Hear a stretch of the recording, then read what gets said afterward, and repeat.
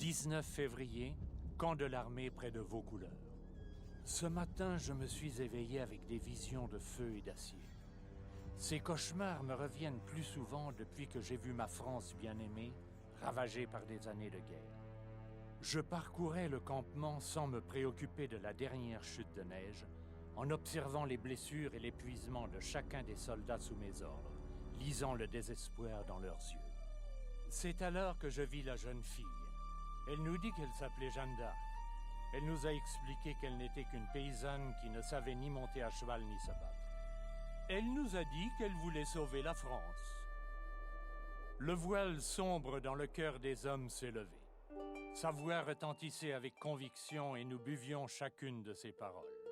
Si moi j'ai perdu la foi, Jeanne, elle, ne l'a pas perdue, et cela me suffit. Jeanne a demandé à notre bande de soldats réduits en loques de la conduire jusqu'à Chinon, où le souverain légitime de la France, le dauphin, se tient caché de ses ennemis. Déchiré par la guerre, le chemin qui y mène est infesté de maraudeurs ennemis, et nous allons y perdre beaucoup d'hommes. La mort était déjà une vieille compagnie, mais pour Jeanne, nous allons l'affronter à nouveau. Alors que le bruit des pas de Jeanne résonnait sur le marbre de la salle du château, les gros ducs, tout en chuchotant, la regardaient fixement. Le dauphin lui-même semblait effrayé quand elle lui a baisé les pieds. « Mon noble dauphin », a-t-elle demandé, « pourquoi l'Angleterre revendique-t-elle ce qui est vôtre? Pourquoi n'êtes-vous pas couronné roi de France, selon votre droit ?» Les courtisans se mirent à murmurer. Le chambellan a parlé à l'oreille du dauphin. Mais le dauphin l'a repoussée et a levé les yeux vers Jeanne. Elle arrive à peine à la hauteur des épaules du plus petit des hommes. Mais nous devons tous lever la tête pour lui parler. J'ignore la teneur de la conversation silencieuse entre le dauphin et son prétendu sauveur. Mais il était évident que Sa Majesté était tout aussi subjuguée que nous.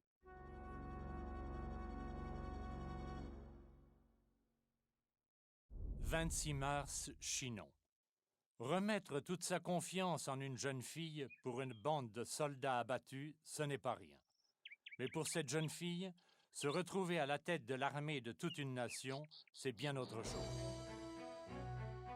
Nous étions gonflés d'orgueil quand nous avons entendu les héros du Dauphin déclarer Jeanne la Pucelle, chef de l'armée de France. Pour que Jeanne ait l'allure d'un général, le Dauphin lui a offert un cheval de bataille et une armure blanche.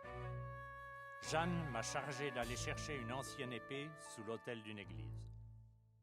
J'étais sceptique, et pourtant non seulement les hommes ont déterré un fer rouillé, mais nous avons découvert que cette épée avait appartenu à Charlemagne, le père de la France. Je ne douterai plus jamais de ces paroles. La fleur de lys se voyait encore sur la poignée.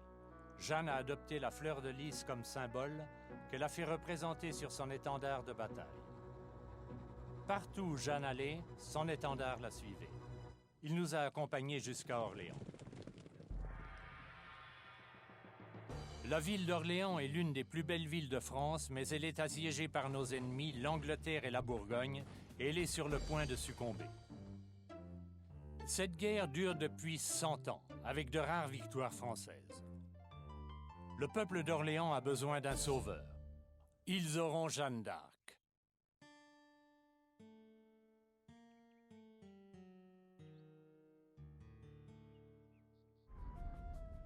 Jeanne a prédit qu'elle serait blessée à Orléans.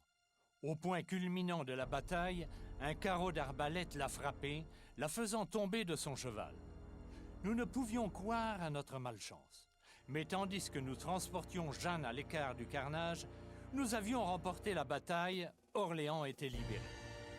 Quand nous sommes entrés dans la ville, la population tout entière nous acclamait des fenêtres, sur les toits et dans les rues. Ils ont tiré des coups de canon dans la nuit et crié à tue-tête le surnom de Jeanne. La Pucelle d'Orléans.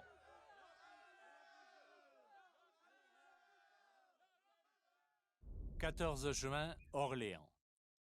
Notre délivrance d'Orléans a été un échec pour nos ennemis, mais de moindre importance.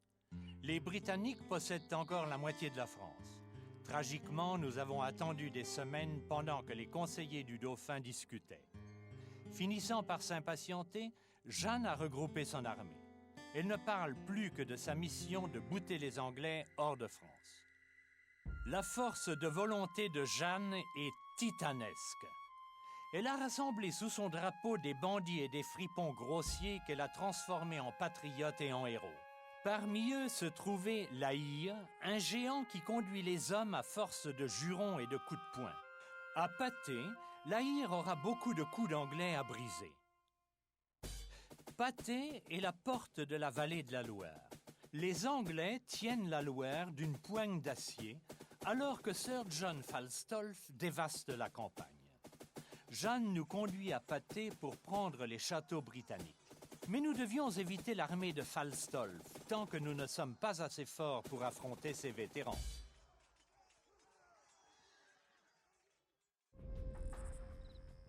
Après Patay, l'invulnérabilité mythique des Anglais s'est dissipée.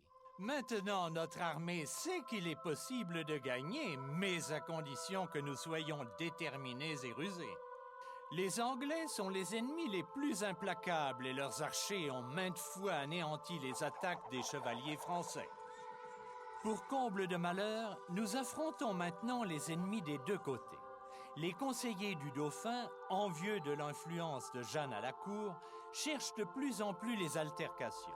Je souhaite que Jeanne puisse achever sa mission divine avant que les conseillers du roi, sous l'emprise de la jalousie, ne la trahissent.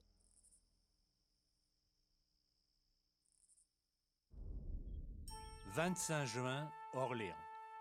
La France exsangue commence à reprendre vie. Notre armée est renforcée par de nouvelles recrues. Autrefois, les hommes ne juraient fidélité qu'à leur propre seigneur. Maintenant, nous ne nous battons plus que pour des seigneurs et des dames insolents, mais pour la France. Pour nous tous, Jeanne est la France. Nous ne faisons aucune différence. Le dauphin en personne est arrivé à Orléans. Je n'avais jamais vu semblable célébration. La France réclame un roi et nous devons escorter le dauphin jusqu'à Reims, où il peut être couronné officiellement. La ville de Reims est déjà dangereusement menacée par l'armée anglo-bourguignonne. Les villes de Troyes et de Châlons barrent le passage. Jeanne donne l'ordre de libérer les trois villes avant le couronnement et nous nous livrons au combat avec ardeur.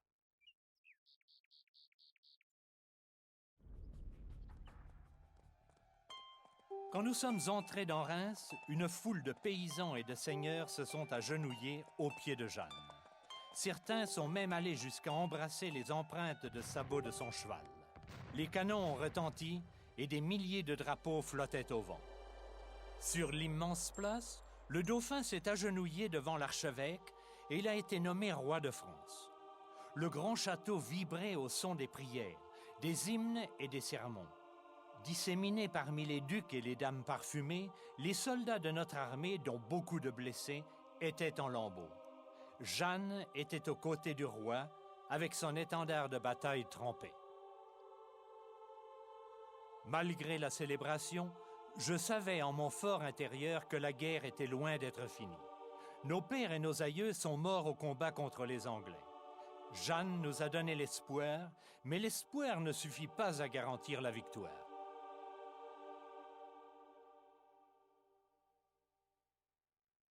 3 septembre, Reims. La France a de nouveau un roi. Mais à mesure que Jeanne gagne de l'influence auprès du peuple, la jalousie s'amplifie au sein de la cour. Les conseillers diaboliques du roi cherchent à éliminer Jeanne. Ce n'est qu'une question de temps avant qu'ils ne parviennent à semer le doute dans l'esprit du roi. Jeanne doit se dépêcher d'accomplir sa mission. Paris, le joyau de la France, a vécu sous la tyrannie des Anglais pendant des décennies et les patriotes français, bloqués dans la ville, désirent ardemment s'échapper. Nous marchons sur Paris en espérant que les renforts promis arriveront à temps.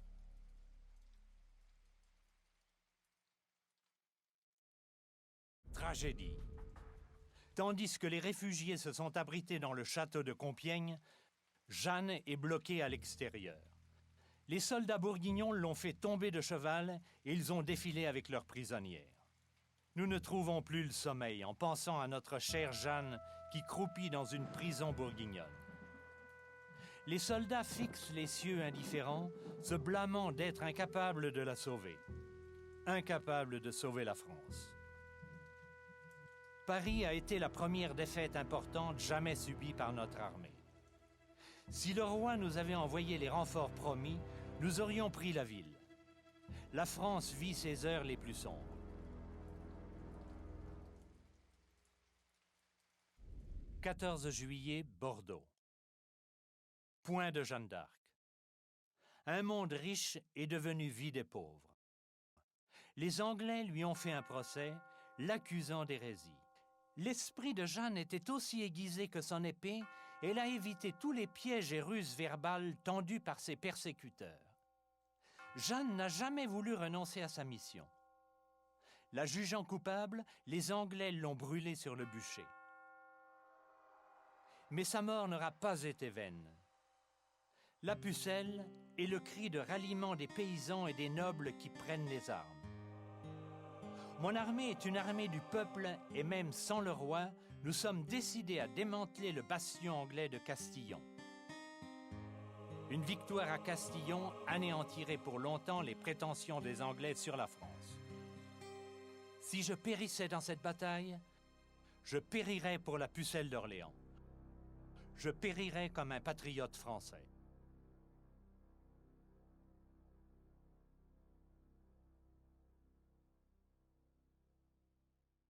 Après un siècle de labeur, de sang versé et de victoires remportées par les Anglais, il a suffi d'un peu plus d'un an à une jeune fille pour renverser la situation. La guerre de 100 ans a pris fin. Et ce qui est plus important encore, les actions de Jeanne ont ranimé le sentiment patriotique des Français. Les paysans, tout comme les nobles, ne sont plus au service des seigneurs et des rois, mais au service de la France. Nous ne laisserons pas Jeanne tomber dans l'oubli. Des statues et des vitraux à son effigie sont commandés dans des centaines de villes à travers toute la France. Son jugement de culpabilité a été annulé et finalement Jeanne d'Arc a été canonisée. Parfois, l'aboutissement de l'histoire est déterminé par la force des armes, d'autres fois par l'effet du hasard. Mais au XVe siècle, en France, l'histoire a été déterminée par la volonté d'une jeune fille.